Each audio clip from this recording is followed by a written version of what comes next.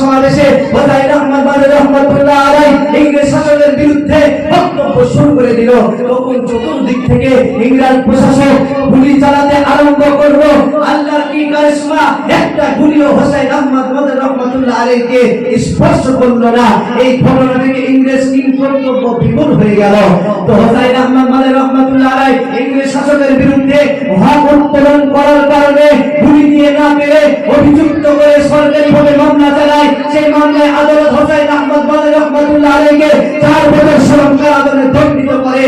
তারপর সমস্ত জাতি ধর্ম বর্ণ নির্বিশেষে সকলেই বুকের নিজ নিজ বুকে টাটকা পর্দা রক্ত ঢেলে দিয়ে এই ভারতবর্ষের মাটিকে রক্তে রক্তাক্ত করে দিয়ে বিতাড়িত এই সাম্রাজ্যবাদী ব্রিটিশকে বিতাড়িত করে এই ভারতবর্ষের স্বাধীনতার পতাকা উত্তোলন করেছিলেন।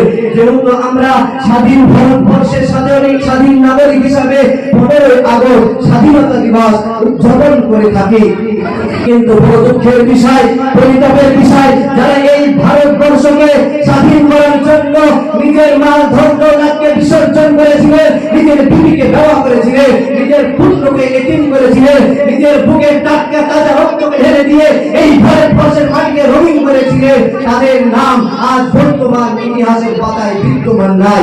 তাই সেই সমস্ত বিক্রেতাকারী ঐতিহাসিকদেরকে আমি বলতে চাই, তারা যতই সত্য ইতিহাসকে চেপে রাখতে চাই না কেন, তা কোনোদিনও পারবে না। কেননা আজ থেকে 1440 বছর পূর্বে বিশ্বনবী মুহাম্মদ রাসূলুল্লাহ সাল্লাল্লাহু আলাইহি ওয়াসাল্লাম তার পবিত্র বাণী ঘোষণা করেছে, আল হাক্কু নূরুন ওয়াল কুফরু বাতিলুন বাতিলুন ওয়াল কুফরু যুলমাতুন। সত্য হলো উজ্জ্বল দিবালোকের ন্যায়, আর মিথ্যা হলো অন্ধকার অমানুষের ন্যায়।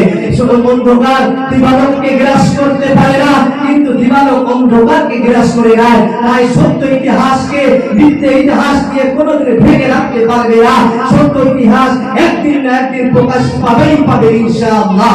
আর এও আমরা চ্যালেঞ্জ দিয়ে জানিয়ে দিচ্ছি, যেমন ভাবে এই পরাধীন ভারতবর্ষকে স্বাধীন করার জন্য আলেম ওলামা নিজের বুকে টাটকা তাজা রক্তকে ঢেলে দিয়ে হাসতে হাসতে ফাঁসির মঞ্চে জীবন দিয়েছে, তেমনই ভাবে যদি কোনো এই ভারতবর্ষের মধ্যে অত্যাচারী জালেম শাসক উপস্থিত হয়, তাকে বিতাড়িত করতে আমরা নিজের বুকে টাটকা তাজা রক্তকে ঢেলে দিয়ে এই ভারতবর্ষের মাটিকে রক্তে রক্তাক্ত করে দেবো।